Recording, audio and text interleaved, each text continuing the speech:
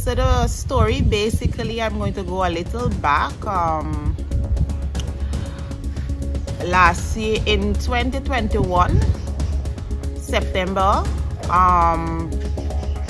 I was supposed to be transferred from the hospital where I was working, which was West Demerara Regional Hospital, to start working at Georgetown Public Hospital.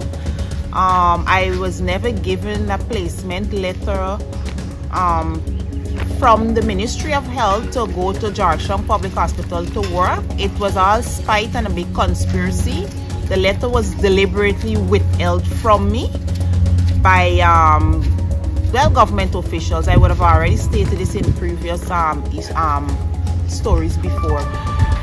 Moving along now, my contract with the government of Guyana would have ended in November of 2021. So I had to get a letter, a release letter, to take into the immigration to clear my passport and give me clearance so that I can travel to leave Guyana. That as well, they did not want to give me the release letter. They were claiming that I owed them 2 months of work for them still, because I did not work the last 2 months that was left on the contract. I made it very clear to them that you guys were the one that keeping me at home, that kept me home, and I need my release letter. They refused at all costs to give me that release letter.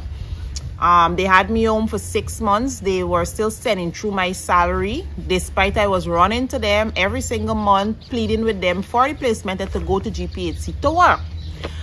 February of 2022, they stopped my salary, my pensionable public servant salary, which I'm entitled to as a public servant. They stopped my salary. When I went into them, I wrote a letter to the Minister of Labor to investigate the issue. Even at that point in time, I reached out to the President of Guyana, His Excellency Dr. Morbid Irfan Ali. I reached out to him in a letter. I wrote the entire cabinet, let them know at that point in time that, listen, I did not stay away from my job. I'm having a baby, he's only 2 years old. As well, I'm having a autoimmune skin condition, disease, which I have to be on a strict medical diet, which is a gluten-free medical diet. I told them I don't have no money. Please don't do this to me. Restore my salary and let me start back to work. They did not. For like 3 months straight, I kept writing a lot of letters. I had a nervous breakdown. I told them about it. The government never replied to me. The Minister of Social Service, Human and Social Service, Dr. Vindi, I even wrote to her. She never reached. None of them never reached out to me. Was there a basis for withholding your salary? The basis was that I was offered the job, and that if I want to come back, I have to write them and ask them to come back. Now, they never ever took me back and put me nowhere to work. Now, the other issue was the Medical Council Board of Guyana, which get this. I don't know what exactly is the problem. For the past 5 years, they have been refusing to give me my full medical registration as a Guyanese doctor, despite I would have met all of the requirements. They still refuse to date to give me my full registration. Now, they try to make a kind, oh, you don't have a full license, oh, you don't have license, so you can't. But yet still, I'm having a MBA, a Master's in Business Administration. So with that now, I can work any department there at Ministry of Health. I don't have to, do clinical medicine. They still don't want to give me a job. Anyways, after I went to the media last year, I did a few interviews live. They gave me the release letter, so I'm able to travel now. But why am I still here in Guyana now? The issue is that I don't have money to travel. No, because I'm out of a job. You got to get money to travel. Now, last year, July the 11th, I wrote an open application to President Ali, asking him for a job to work any ministry, any where it doesn't matter, just need a professional job, a permanent job, that is, not a part-time one, a permanent one. I also wrote a letter to the Minister of Public Service, the Honorable Sonia Parag, as well, and the Permanent Secretary for Public Service as well. Today, they never reached out to me and tell me nothing about employment. I kept writing President Ali, the medical council, they what do you think name? They now give me back a license, a registration, which is an institutional one. So I cannot work private. I cannot do private practice. I have to work with the government of Guyana. I don't have a choice. Now, ever since it was like December last year, they said, oh, they're gonna give back the license. They sent me a letter and stuff like that. I went into the permanent secretary. I had a meeting with the PS and the chief medical officer concerning me, you know, to go back out to work. To date, I'm still home, still a push around, or I have to get some approval letter from Ministry of Health now, and my placement letter, approval letter to come back onto the job at Ministry of Health, and an approval letter to come back. Yeah, 2 letters I have to get. The approval letter to come back to Ministry of Health to work, and I have to get a placement letter to take the GPHC to tell them, okay, I have to come here and work and whatever. Now, they don't want to give me those letters. Those 2 letters are being withheld from me. Okay, those 2 letters are being withheld from me. I kept writing letters to President Ali every single month, and I asked him, I said, President Ali, please, my baby is only 3 years old. I would like to have a professional job. It does not have to be, I never specify what job I want. I just tell him I just need a professional job where I can work every single month to earn $1 so I can take care of my baby. I did not specify no job to President Ali. I kept writing and begging. I said, President Ali, I don't have no grocery in my cupboard. I don't have no pump. Nothing I don't have. I have my baby. I just want the opportunity to work. Every month I'm writing. Also, I said, President Ali, please make time to see me for a couple of minutes so that we can have a conversation about the way forward. If you can put me at another ministry. I said, I don't mind going at another ministry to work, President Ali. I just need a job. To date, I'm still home, begging every single month, writing, pleading to President Ali because he's the only person who could give the go-ahead to resolve the issue at Ministry of Health so that I could get to work or put me somewhere else to work. I can't go beg no other minister. No, he have to do it. He's the president. It's only he alone could give the go-ahead for this. You understand me? No.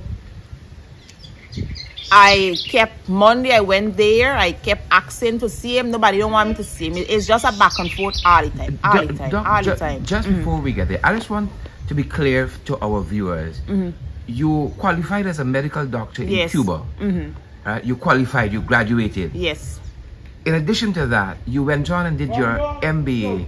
Yes, for 1.7 million Guyana dollars. I had to starve enough days. I did part-time security guard work as well to pay for that master's, Sherrod.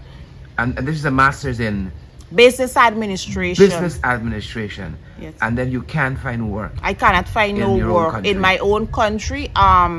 Also, Mr. Duncan, I would like the viewers to know that after what happened with myself and the government, you know, the whole issue, and I went out on media and, you know, I spoke about them and, you know, I was very critical about what it did to me. I tried approaching the private sector here in Guyana for a job. I sent out over 60-something applications, which includes all different sectors, island. Nobody doesn't want to hire me and give me a job, all because of what happened with myself and the government of Guyana. The story's there on the media. Nobody doesn't want to give me a job. Everybody, you know, shunning me. Nobody. I sent out even to GTNT. I did an interview with them, and they never contact me back. And every single month or every 2 months, you see GTNT putting out, you know, a nice vacancy for nice, you know, manager, wherever. And I still can't get a job. Now, my thing is, I just want to leave Guyana right now to go to the next country where I can work and reestablish myself. I just can't be stuck here in this country where I cannot get, you know, employment from the government nor from the private sector. Now, I don't have money to travel. There's the truth. I don't have no money to travel, no money to even move, to leave Guyana. Because a lot of people on social media, why are you still in Guyana? But I don't have money. You just don't pick up yourself and go to a country. You got to get money to go. Now, I wrote letter to the ABC EU ambassadors them, and I copied the newspaper story. I sent it. I told them the truth. I said nobody in Guyana doesn't want to give me no employment. None of them never reached out to me. I wrote but over a dozen letters to U.S. Ambassador, Her Excellency Sarah Ann Lynch, I tried plead with her. I said, Ambassador, please a job. It doesn't matter because I just want to work, save my money to go out Guyana. That's it. I said, Ambassador, I have a baby. Please for a job. I said, please assist me with some money so I can leave. Today, none of them never responded to my letters. I then continue writing President Ali. I gave President Ali 3 options in the letters them. I said, President Ali, please assist me so I can get back my job at Ministry of Health 100%. I could go there and work, or please remove me from that environment because you notice the history with myself and Minister Frank Anthony and the other rest of health officials there and how they feel about me. Just remove me out of the ministry, put me somewhere else to work. Or please assist me with some money so that I can travel and go out to Guyana and work with another government because I'm having my qualification. No response from President Ali. No response. None at all. None at all. None at all. You understand me? In relation to my employment. What must I supposed to do? Sit down home in my home here in Cummins Lodge, hoping and praying that something gonna work out? It just can't happen. Dr. Solomon, talk to us about yesterday morning and what led up to that. Okay, well, Monday. Being outside of the State House. Monday, protesting. I went early morning. I went to State House to see President Ali. Now, it was a go round, come round. Apparently, you just can't see President Ali just side up. When I went Main Street, they said go round Carmichael Street. That was Monday. So when I went round Carmichael Street, the girl said, no, you can't see President Ali. You gotta go at thing. You gotta go at office of the president for seeing. I left and I went to office of the president. He wasn't there, nor the vice president was not there. Monday that gone. President Ali's secretary as well was not there because I heard that if there's how it go. You know, the president, the VP, and then you have the secretary, which is the president. She stored in like. She wasn't there as well. I spoke to somebody on the phone. They say, I told her the only issue, the letters writing, and she what up to now Ministry of Health and allow you to go back to work. And if I've been right, she asked me if I spoke to the PS. I said, remember, PS Watkins is there. He's just a PS. He now go there. He really and truly don't know about the bad blood between me and, you know, the people them there at Ministry of Health and the whole history and stuff like that. I said I keep telling PS a set a liar reason as to why I cannot get his approval letters yet, nor my placement to start working. I said my cupboard empty right now. I don't have no food. I've been writing President. What going on? You know, I just want to see President Ali. I want to talk to him. She say, you know, the secretary gonna get back to me, but she don't know the time frame. The secretary very busy. I said, okay, that's a President Ali busy too. Now, Tuesday, I see a post on social media from after the president. President Ali is there at his office Tuesday in a meeting with 2 former West Indies cricketer. I said, well, to my Lord, I was there Monday. I have a story. I have a pressing issue. Huh? President Ali is there with meeting to see 2 former cricketers. I don't understand. I'm a young professional. I have a baby. I don't have money. I want a job. I'm trying to plead with the president. Please assist me. Please, I'm begging. I told them this, I write letter. If you see the content of my letter, them, I beg. I tell you, I say, I'm begging your president. I beg. There, Tuesday, President Ali is in his office. You can't call me for a 5 minutes meeting to just see President Ali. No, you're just being disrespectful. You guys just don't want to see me. I want to continue playing the whole psychological game with me. And I have my child. You understand me? You know, everything they took away from me, you know, every single thing. So, yesterday morning, I've decided, early morning, I wake up, I shower, and I said I have to see President Ali. Today is the day. You know? I said today is the day that I have to see President Ali. So what I did, I went there early in the morning. I already don't know when I go there with the bodyguard gonna tell me. I don't know everything. So for the time I reach there, Mr. Duncan and viewers, I just went. I said, listen, I would like to see President Ali. I said I'm here on my knees kneeling down to see President Ali because apparently this is what we gotta do now to see him. You gotta kneel down. You got to kneel down. I said, I don't have no weapon, no nothing. I want to arm President Ali. I do not want to arm him. I just want to speak to him. So now I was there on my knees, kneeling down. I make sure to take out my picture. I do my video right away. Because I know afterwards, I set a bodyguard going, and I set a craziness going to happen. So my first thing I did take out the picture. I did the video and I posted and I put it up there. Now, while I was there on my knees, I was told, oh no, you can't see President Ali if you have any email to see President Ali, or you just don't see just like that. I said, I'm a medical doctor. I've been writing so much letters. I'm out of a job. I don't. Now he sent out one of his, I don't know, he sent out one of his bodyguard to take down my phone number and my address. They took out picture with my face to send back inside. I saw they send out somebody to come and interview me, but before that happened, a guy showed up there. I don't know what position he hold or who he be. In a PZZ vehicle, he was like, you can't be at the front here in front of the president resident and y'all arrest her. This where he was start telling them. Security personnel. He is not. He's an Indo-Guyanese guy. Me sorry, I didn't want to talk about. I didn't want this thing sound like a race thing, but he think he power drunk. He come in plain clothes, Mr. Duncan. I write on the number plate so it could be run to see exactly who he be. This is the president resident. You're supposed to do the hair. You can't do the hair. I tell him, I say, hello, sir. I see you ever study at a university. I see you have education. I say, you know what it's like to have a degree and a master's and can't get a job in Guyana. And I'm having a child. I say, you even have children? Because he, at a point in time, he just come and insert himself in this conversation between myself and President Ali, personal bodyguards there, because the bodyguards means we're black and white. They come out, they were talking to me. I don't know, it's likely President Ali maybe send out one of them to get my phone number, get my address, and take out picture, you know, for send back inside. And he sent out somebody now, an Afro-Guyanese who must see coming out in she clothes, she working, for interview me, right? Because he missed the can. One bodyguard, he said he can't do it because a woman gotta come and do that. The woman coming out now this had a power drum guy in this vehicle, this white X Trail, the PZZ vehicle. No, come, y'all arrest she go along. So the van then come and pick me up and they took me away. So I didn't get a chance to speak to President Ali because like he was already ready for coming out. You understand me? While I was there, Mr. Duncan, one of the white pickup, I wanted to even go inside State House. I, step aside for the vehicle going because my intention was not to block no vehicle from going in or out or cause no issue or no destruction. I didn't go there for that.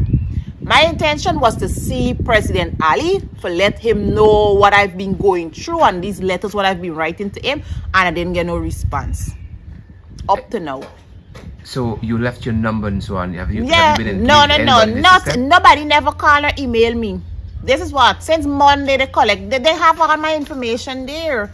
This is what, the 4th day now, none of them, they never contact me. I don't know why it's a big issue, why the government hate me so much. Dr. Solomon, you've outlined a number of things to us. Where do you go from here? What happens next? Next, what I'm just asking and what my intention is that I would like for assistance. I actually want to get like money to buy a plane ticket to leave Guyana. Okay? And let money to buy little clothes and I'm leaving. What am I going to stay here to do exactly? I'm having all this qualification. What am I going to do? Sit down with it? I can't do that. I cannot do that. I have my baby to take care of and I'm just going to leave. So that's why I keep pleading to have a job back with the government so I could work, save my money to do what I have to do. The government don't want to give me a job. Nobody in the private sector does not want to give me a job because of the whole issue with myself and, I put up the government and stuff like that. Everybody's shutting me. So what am I staying in Guyana for? To do what? What exactly? What exactly? At the end of the day, people should not shun me nor victimize me in the private sector, all because of the issue with myself, and it's between myself and the government, not between myself and the whole country or citizen. It's just me and the government, and it's just a few government officials that have personal issues with me from Ministry of Health. Doc, it's a very, very sad situation we found ourselves in. Do you get a sense from your peers, your professional peers, that they have similar issues where they can't find work? Yes. Yes, there are other doctors. I didn't know that there Without are calling names, certainly. Yeah, we will. I cannot call them names because they're gonna be problem for them. Other Afro-Guyanese doctors will. I heard they too are in limbo to have their full registration as well. So it's now it's a old now. It's a tough challenge for Afro-Guyanese doctors to get full license. They want to give you the institutional so in the way you can private practice. They are in limbo. When I heard, I said, oh my, sorry for them. I hope that they could get out. There are also other Afro-Guyanese. Get out meaning leave the country. Yeah, because what exactly are you going to stay here? You have your solid medical degree from Cuba. It's recognized internationally, so regionally and internationally. So just don't stay here. We're going to stay and do. People have to move on with their lives. We're all young people. Also, I heard stories of Afro-Guyanese doctors whose full registration as well was being taken away from them. You know, I was very shocked. Yes, what people have to understand is that the board, yes, there are Afro-Guyanese on the board, but you got to look at who's in charge of the board at the end of the day and who's calling the shots on the board, the medical council board.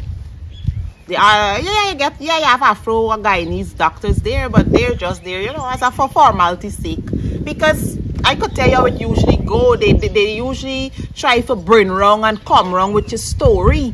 Because as of recently, even the meeting what I had with the chief medical officer and the permanent secretary for Ministry of Health, I said you saw my booklet. I meet all the requirements now.